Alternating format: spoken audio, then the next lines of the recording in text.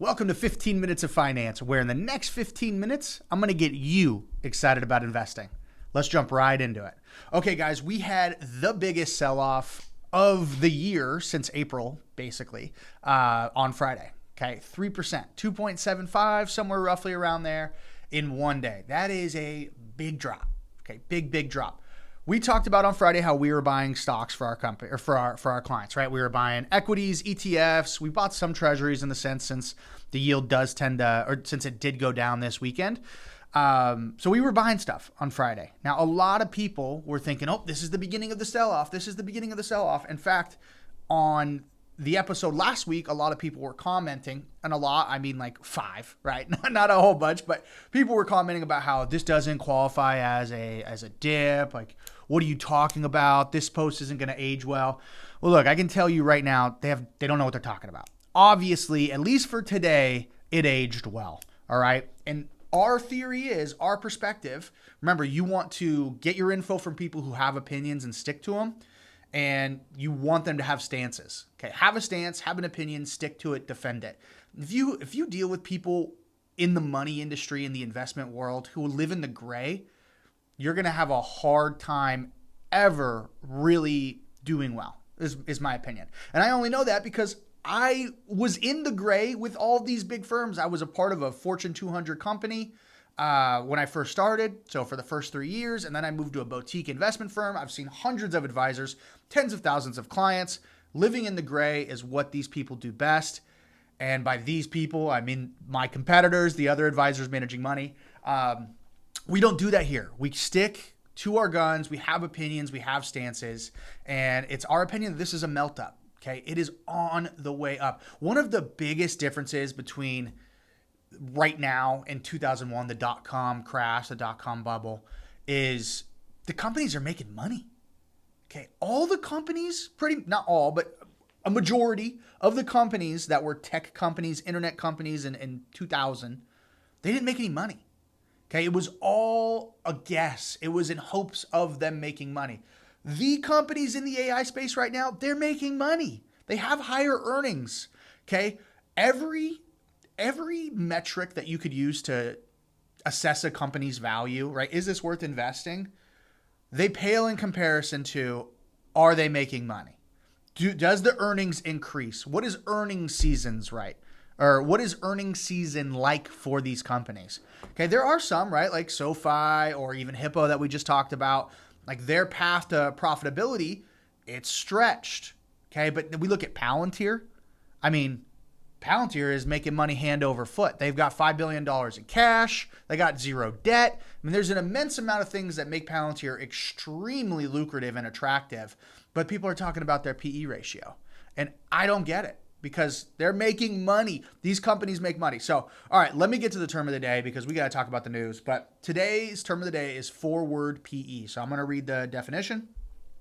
A forward PE ratio is a valuation metric that divides a company's current stock price by its estimated future earnings per share for the next 12 months. It provides a forward-looking view of a stock's valuation, I think more valuable than the current PE, relying on analysts' estimations of future earnings instead of past performance. It's used by investors to determine if a stock might be overvalued or undervalued based on expectations of future profitability. Okay, remember that. Okay, the equation, if you wanted to do it, forward PE is just current share price divided by forecasted earnings per share. And it's usually the 12-month out from whenever the projection is done. All right, let's read the news today. Great day. What are we at right now? Let me look at the S&P. Oh, we were up 1.5. Now we're up 1.19. So it is being a little volatile here for us, but yeah. Okay, let's get to the news. I was trying to read what was happening, but we have the news right in front of us. Okay. Stocks rebounded Monday after major indexes tanked to end last week, as President Donald Trump wrote in a Truth Social post over the weekend that it will all be fine with China. On Friday, Trump threatened massive tariffs on China, causing indexes to reverse early gains that saw the Nasdaq hit a fresh record high and then sharply lower. The tech-heavy Nasdaq tumbled 3.6%, 820 points. The S&P 500 sank 2.7%, and the blue chip Dow Jones Industrial Average dropped 1.9%. All three indexes posted weekly declines of at least 2.4%. And after the stock market closed for the day, Trump said he would impose an additional 100% tariffs on goods from China starting November 1st. However, Trump wrote yesterday, don't worry about China. It will all be fine. That is not a very good. I'm going to work on that, guys. I promise you I'm going to get so much better at that. Highly respected President Xi just had a bad moment. He doesn't want depression for his country, and neither do I. The USA wants to help China, not hurt it. Exclamation, exclamation, exclamation. I wish, whatever your political stance is, I don't really care. That guy needs a better PR team. All right. I would be happy to take the job, but he probably would think everything I said is too not. It's not in the nature of making deals. It would be too gentle, I think, for him. And I consider myself a confrontational person. So goes to show what we're dealing with. Let's see. Markets responded positively to that news. The Nasdaq jumped 1.7% in early trading, while the S&P 500 and Dow were up 1.3% and 1% respectively. Gold futures soared 2.6% to a record above 4,100 an ounce. West Texas Intermediate crude oil futures rose 0.7% to 59.30 a barrel. Remember, 60 and 70 for oil, that's the sweet spot. So we've cracked underneath that now. Bitcoin was at around 114,800 after trading below 107,000 over the weekend. The U.S. dollar index, which tracks the value of the greenback against a basket of foreign currencies, was 0.3% higher at 99.24. The bond market is closed today for the Columbus holiday, observed in some places as Indigenous Peoples Day. The Federal Reserve System, major financial institutions, and many federal, state, and local government offices are also closed on Monday. In corporate news, Broadcom, ticker AVGO, stocks popped 8.5% after the chipmaker and OpenAI announced a partnership for 10 gigawatts of custom AI accelerators. Shares of the fellow chipmaker Advanced Micro Devices, Nvidia, and ON Semiconductor, ticker ON, jumped about 3.5%, 3%, and 5% respectively. Shares of cryptocurrency tied firms Robinhood and Mara, ticker MARA, were up a respective 2% and 3% as Bitcoin rose for the weekend lows. Elsewhere, shares of JP Morgan, this is awesome. Elsewhere, shares of JP Morgan Chase, ticker JPM, which releases third quarter results tomorrow, were up about 2.5% after the world's biggest bank said it would invest $10 billion in sectors critical for national security, and shares of USA Rare Earth, ticker USAR, and MP Materials continued their recent ascent since China announced it was tightening rare earth exports, popping a respective 25 and 17%. Okay, talking about that. The fact that JP Morgan Chase is investing back into the U.S., again, this is the transition from a consumption economy to a production economy. We have an episode on that. Go look at it. Massive, massive opportunity, even if there's volatility. Okay, even if the stock market dropped 20%, that transition to production will, I would tell you to not miss that, to not miss what it means to go from consumption to production. It means a lot. And I'm not allowed. The SEC tells me I can't talk about performance. I can't make guarantees, but I would tell you, I think you'd be really disappointed if you were on the sidelines during that transition, regardless of what the stock market does. The best days in the stock market happen after the worst days. It's just how it goes. Okay, so let's jump real quick to forward PE. Okay, I was thinking about this, and Tom Lee, he's our guy. We love him. There's something about the way he speaks, although he's a little goofy, a little quirky. He has a way of explaining extremely complex things visually for people who don't understand, aren't in the industry. Gives me so many ideas when I hear him talk. And he was talking about how, there was a pullback Friday. It was probably a little overdue just because we had really been tanking the steps up for the last month and a half. So I bought on Friday for clients, and I was just thinking about what people really, what they mean when they say things.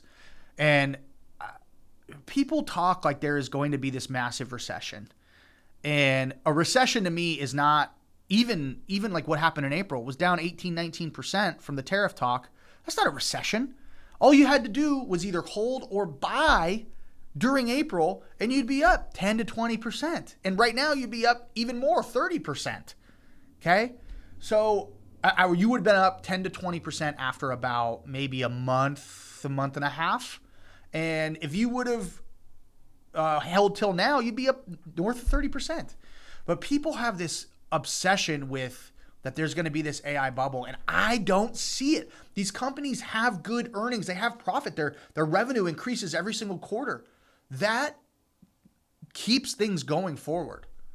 All right. Nobody sees a company make money and they go, we got to get out of it. This is terrible. This is terrible indicator. This is a terrible indicator of what this company is going to do. The only thing that really matters in the end of the day is how good the food tastes. All right. That's what's happening. This food is tasting good. All right. People are talking about like, oh, where the ingredients are getting less and less quality. Like the PE ratio, things are getting too expensive. Now we have to use less, cheaper ingredients. But that's not what's happening.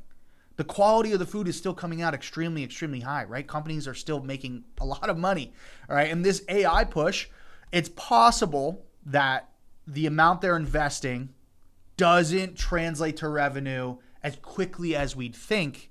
But I would argue you are very pessimistic and a negative Nancy to say that these companies aren't going to be making money in 3 to 5 years off of this. All right, there's a very good chance I have a robot in here with me doing our 1,000th episode in 3.5 years. There's a very good chance for that, right? And I go, hey, Betsy, come over here, bring me my notes for this episode. There's a very good chance for that. And I just want to encourage you guys, please don't worry so much about these headlines and what they're talking about. Go in, and we'll have episodes about this in the future, I promise you. Go look at the financial statements. Listen to the earnings report. Okay, at the very least, dollar cost average into the S&P 500. And again, I'm not allowed to provide specific investment advice. I have to say this 55 times an episode. Everybody has their own situation, and they deserve a customized discussion or individualized, maybe not customized, but individualized, specific to them conversation with an investment plan, right? But I would tell you, with being on the side or being in the market, I would tell you to just dollar cost average into the market. You don't need someone like me. You know, you want someone like me. You want to hire someone like me. You don't want to have me because I'm not necessary. You can do this yourself. And then last thing I wanted to touch on real quick, Nvidia, right? Everybody's talking about these PE, these valuations. It drives me up a wall because Costco on a forward PE, which was our term of the day, is more expensive than Nvidia. Nvidia on a forward PE trades at like, I think it's between 25 and 30. I haven't looked at it today, but I think Costco's like 55 to 65. On a forward PE, it's a multiple of what Nvidia is. How could it be? How could that be? How could the tech stock be overvalued if the world's best company, definitely top 3, if not the best, is under Costco, right? And we look at Costco, people look at Costco, that's a blue chip, staple, steady, dependable. Like they look at it, it's just because it's all hype. Don't fall for the hype. Do your own research, okay? Do your own research. Lastly, what do I want to say here? Guys, you can be successful. That's the last thing. You can do it. All right. When people hire me, it's because they don't want to do it themselves. All right. And I see other people in my industry take advantage of people. And I don't want to do that. I want to empower you guys. All right. That to me is way more fun. It's way more fulfilling than just saying, give me your money and shut up, which is what these other advisors do. So I hope you guys take this, share this with somebody, get this info out there. I want to be a resource for you. And if the last 2 days were any indicator of you can't buy the fear, right? I hope that you maintain that throughout the rest of the year because fear is going to be sold. It's going to be sold heavy. And if you are able to take it through a filter of like, okay, I need to now go research, I need to go learn, you'll be so much more well-equipped compared to anybody that you might know, or even I often compare wealth building to what your ancestors have done. You'll be way more equipped than your ancestors. There was no interest in this stuff, right? Stocks were bad. Stocks were gambling. Investing in anything is a risk, but if you can do some due diligence, you will be so well equipped. You will be elite in so many categories in your life compared to your peers. Okay, guys, that's it for today. As always, invest early, invest often. We'll see you next time.